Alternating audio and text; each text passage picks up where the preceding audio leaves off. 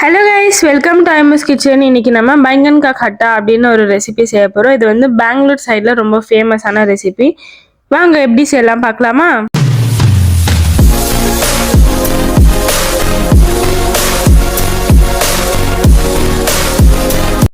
இந்த பைங்கன் கா கட்டா அப்படின்னா வந்து பிரிஞ்சால் வச்சு செய்கிற ஒரு ரெசிபி தான்.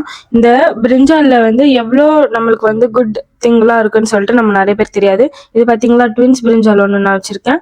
அதுக்கப்புறம் இதோடைய நியூட்ரிஷனல் வேல்யூ பார்த்தீங்கன்னா கெலோரிஸ் வந்து 25 கெலோரிஸ் தான் இருக்குது. அதாவது ரொம்ப ரொம்ப கம்மியான கெலோரிஸ் தான். அதுக்கப்புறம் ஃபைபர் கண்டென்ட் நிறைய இருக்குது. Vitamins B1, B6, folate, potassium, magnesium, iron இதெல்லாம் நிறைய இருக்குது. இப்போ இதில் வந்து நம்ம ஒரு மிக்சியில் சீரகம் போட்டிருக்கோம், ஒரு 5லேருந்து 6 பல்லு பூண்டு, அப்புறம் ஒரு 10-15 சின்ன வெங்காயம், அதுக்கப்புறம் கொரியாண்டர் லீவ்ஸ் இருக்கு இல்லையா, அதையும் வந்து போட்டு இதெல்லாத்தையும் வந்து நம்ம கொரகொரப்பா வந்து பிளெண்ட் பண்ணி எடுத்துட்டு வர போறோம். இது வந்து இப்போ அரைச்சிட்டு நான் உங்களுக்கு காட்டுறேன் பாருங்க. நல்லா அரைச்சி எடுத்துட்டு வந்தாச்சு. தண்ணிலாம் எதுவுமே இப்போ நம்ம சேர்க்கல. இப்போ இன்னொரு ஒரு பாத்திரம் வச்சிருக்கோம். இதில் வந்து கொஞ்சோண்டு நல்லெண்ணெய் விட்டுருக்கோம். அது கூடவே வந்து கடுகு கொஞ்சம் போட்டுக்கலாம். இது கடுகு வந்து நல்லா பொரிஞ்சதுக்கு அப்புறம் நம்ம ஆல்ரெடி ட்ரை ரோஸ்ட் பண்ணி வச்சிருக்க சீரகம், அரிசி, வெந்தயம்லாம் வந்து ட்ரை ரோஸ்ட் பண்ணி வச்சுருக்கோம். இதெல்லாம் வந்து நல்லா பொரிஞ்சு வரணும் இப்போ எல்லாமே. இது கூடவே வந்து நம்ம என்ன பண்ண போகிறோம், நம்ம நீட்டமாக கட் பண்ணி வச்சுருக்க சின்ன வெங்காயத்தை இதில் போட்டுக்கலாம். என்கிட்ட பெரிய வெங்காயம் இல்லாதனால நான் இந்த மாதிரி வந்து சேர்த்துக்கிறேன். உங்ககிட்ட பெரிய வெங்காயம் இருந்தால் நீங்கள் அதையும் இதில் வந்து சேர்த்துக்கலாம். இதை வந்து நான் வந்து மண் சட்டியில் தான் செய்கிறேன். இந்த பிரிஞ்சால் முக்கியமாக நம்ம பாடியில் எந்த ஆர்கனுக்கு வந்து ரொம்ப ரொம்ப நல்லது அப்படின்னா ஹார்ட்டு தான். ஏன்னா இதில் வந்து பொட்டாசியம் வந்து அதிகமாக இருக்குது. இது வந்து பிளட் ப்ரெஷரை வந்து கரெக்டாக மெயின்டைன் பண்ணிக்கும். அப்புறம் நம்ம உடம்புல உள்ள கெட்ட கொழுப்பு எல்லாத்தையும் வந்து குறைக்குது. அது மட்டும் இல்லாமல் இதில் உள்ள ஆன்டி ஆக்சிடென்ட்ஸ் வந்து நம்மளோட பிளட் வெசல்ஸை ப்ரொடெக்ட் பண்ணுது. இப்போ நம்ம எடுத்து வச்சு கட் பண்ணி வச்சுருந்த எல்லா பிரிஞ்சால்ஸையும் வந்து இந்த மாதிரி நம்ம சேர்த்துக்க போகிறோம்.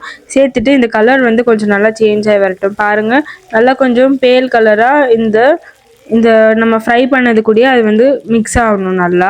அதுக்கப்புறம் நம்ம அரைச்சி வச்சுருந்தோம் இல்லையா ஒரு பேஸ்ட்டு, அதையும் வந்து இப்போ நடுவில் வச்சுக்கணும் நம்ம. அப்போ தான் அதுவும் வந்து நல்லா குக் ஆகும். இந்த மாதிரி நம்ம நல்லா அரைச்சி எடுத்துகிட்டு வந்து எல்லா பேஸ்ட்டையும் வந்து இப்போ நம்ம இதில் சேர்த்துக்கலாம். இப்போ நம்ம இதில் யூஸ் பண்ணக்கூடிய ட்ரை மசாலாஸை வந்து பார்த்துக்கலாம். மிளகாத்தூள் வந்து 2 டேபிள் ஸ்பூன் வந்து நான் எடுத்திருக்கேன்.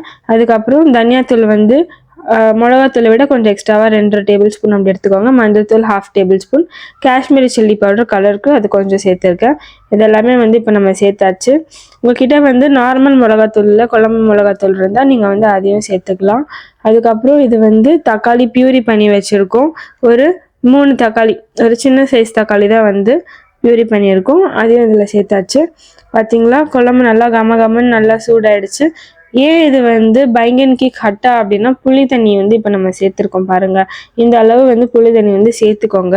அப்போ தான் அது ஒரு புளிப்பு டேஸ்ட்டு, அந்த மாதிரி ஒரு சூப்பரான டேஸ்ட் வந்து உங்களுக்கு கொடுக்கும். இப்போ தான் வந்து நம்ம உப்பு சேர்க்குறோம். நல்லா அப்போ தான் வெந்து வரும். இது மாதிரி நல்லா கொஞ்சம் எல்லாமே ஒன்று போல் அந்த எண்ணெய் பிரிஞ்சு வர டைமில் நம்ம வந்து டேஸ்ட் வந்து செக் பண்ணிக்கலாம். பார்த்தீங்களா, சூப்பராக வெந்து வந்திருக்கு கத்திரிக்காய். இந்த ஸ்கின் கலர்லாம் வந்து நல்லா சேஞ்ச் ஆகிடுச்சு. இந்த சுருக்கம் தெரியணும் கொஞ்சமாச்சு. அப்போ தான் வந்து பிரிஞ்சால் வந்து நல்லா வெந்திருக்கு அப்படின்னு சொல்லிட்டு சொல்லுவோம். இன்னொரு விஷயம், இந்த மாதிரி பிரிஞ்சால் சாப்பிட்றவங்களுக்கு வந்து நிறைய பேருக்கு வந்து ஒத்துக்காதில்ல. அது ஏன் அப்படின்னா வந்து ஹிஸ்டமின் கண்டென்ட்னு சொல்லிட்டு ஒன்று இருக்குது. அது வந்து சில பேருக்கு வந்து இன்டாலரன்ஸாக வந்து இருக்கும். அந்த பிரிஞ்சாலில் வந்து அந்த ஹிஸ்டமின் கண்டென்ட் வந்து ரொம்ப அதிகமாக இருக்கிறனால அந்த பீப்புளுக்கு வந்து இச்சிங்கு, ரேஷஸ்ஸு அந்த மாதிரிலாம் வந்து வரும். அதுக்கப்புறம் மெயினாக வந்து இந்த பிரிஞ்சாலுடைய சீடு இல்லை பிரிஞ்சாலோட ஸ்கின்னு சாப்பிட்றதுனால தான் இந்த இச்சிங் வந்து வருது. ஒரு மாதிரி அது எப்படின்னா ரொம்ப எரியிற தன்மையாக இருக்குமா அவங்களோட ஸ்கின்ல இது சாப்பிட்டதுக்கப்புறம். அவ்வளோதான், நம்மளுடைய சூப்பரான எம்மியான பைங்கன் கி கட்டா ரெசிபி வந்து ரெடி ஆகிடுச்சு. இப்போது நம்ம இதை வந்து சுட சுட சாப்பாடோட வச்சு சாப்பிடலாம், இல்லை கல் தோசை கூடயும் இது அல்டிமேட்டாக இருக்கும். இந்த வீடியோ பிடிச்சிருந்தா மறக்காமல் லைக் பண்ணுங்கள், ஷேர் பண்ணுங்கள், சப்ஸ்கிரைப் பண்ணுங்கள். வாங்க சாப்பிட்லாம். தேங்க்ஸ் ஃபார் வாட்சிங். பாய்.